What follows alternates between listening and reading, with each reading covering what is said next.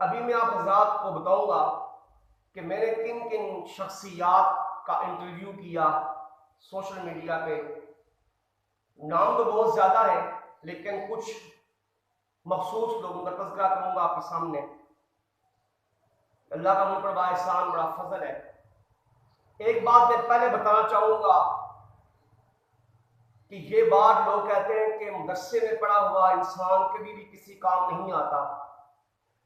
मदरसे के लोग ये जगह कामयाब होते हैं। जिस तरह एक मदारिस का तालिब इल्म बोल सकता है, उस तरह आम बात का बंदा डट के बात नहीं कर सकता।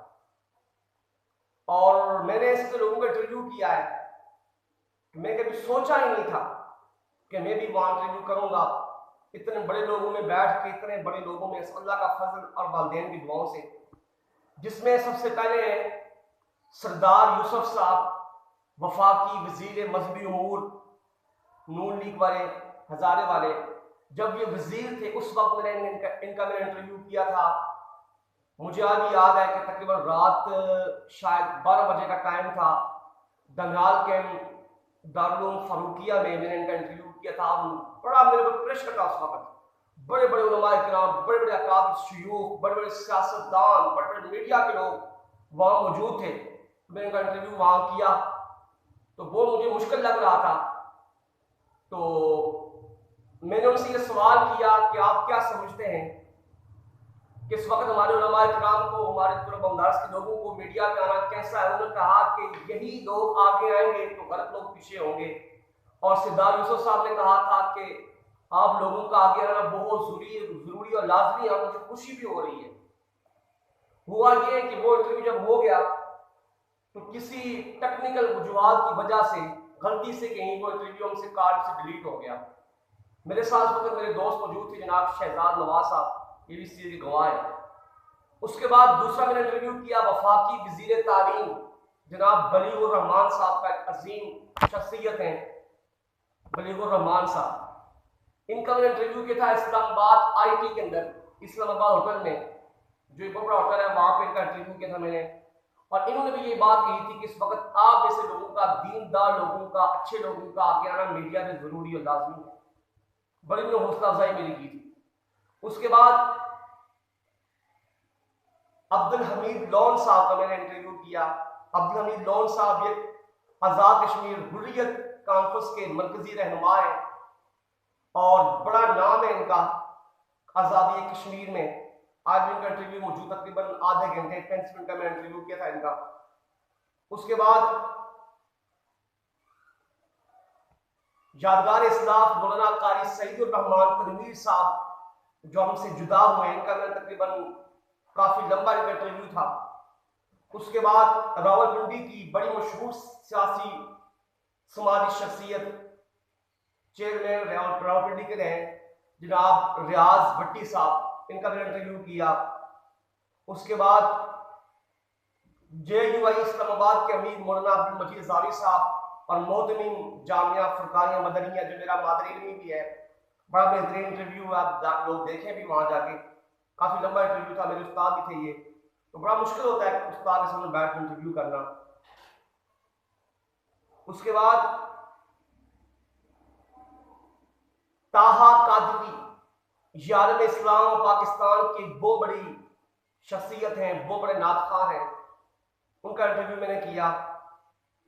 उसके बाद the sunrise grammar high school के प्रिंसिपल, मेरे बहुत ही काबिल अजीज दोस्त, मेरे बड़े भाई शहजाद नवाज साहब का इंटरव्यू मैंने किया।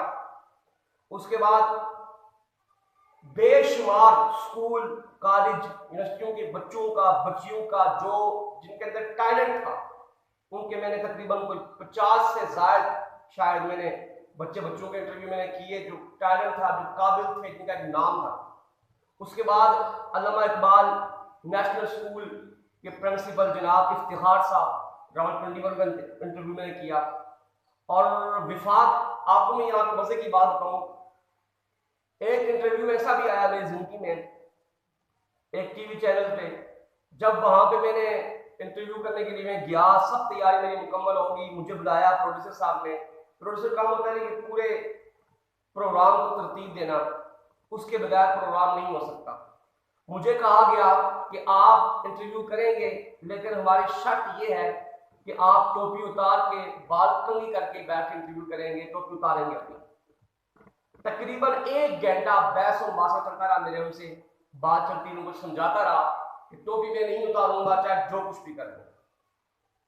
और जो मेहमान थे वहां पे जिनका मैं इंटरव्यू करना था, उनका मैं नाम तो नहीं बताऊंगा आप लोगों को, बड़े माशाल्लाह मेहमान थे, उन्होंने भी ये बात कही। लेकिन काफी बहस के बाद मैं जब उन्होंने देखा जी कि मौलवी साहब नहीं मान रहे, अल्लाह भारी है इनका, फिर आखिर ये बात पक्की हो गई कि मैं इंटरव्यू करूंगा इंशाल्लाह टोपी पहनेंगे। क्योंकि टीवी पे काम करना दीनदार बंदे का बहुत मुश्किल है, और जो बंदा वहां कामयाब हो जैसे मुजाहिद वही है। तो बड़े इम्तिहान आते हैं इंसान की जिंदगी में। मैं दरखास्त करूंगा दीनदार लोगों से, उलमा से, तुलबा से कि आप लोग मीडिया में जरूर आए।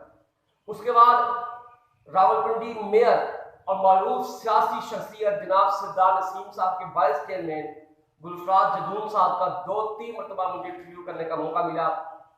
और उसके साथ साथ काफ़ी हेल्थ सेहत के इदारे के काफ़ी बड़े अफीसर लोगों से बात करने का मौका मिला। उसके बाद आलम इस्लाम के पाकिस्तान के अजीम नाखा जनाब कारी यमीन मक्की साहब और काफ़ी लोगों का अगर नाम गिनवाता तो उनको बहुत नाम निकल जाएगा।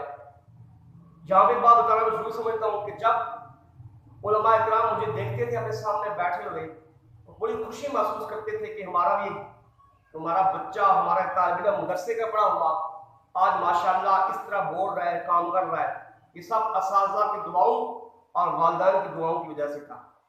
लेकिन बहुत से लोग ऐसे भी देखे हैं जो कहते थे कि बहुत गलत कर रहे हो आज। तो आज हमें हालात के मुताबिक चलना जरूर सही चाहिए। मैं आप लोगों से यहाँ सवाल करूंगा और आपने मेरे सवाल के जवाब में कमेंट करना है नीचे इनबॉक्स के अंदर कि क्या मैं बात सही कर रहा हूँ, गलत कर रहा हूँ। कमेंट आपका आना जरूरी है।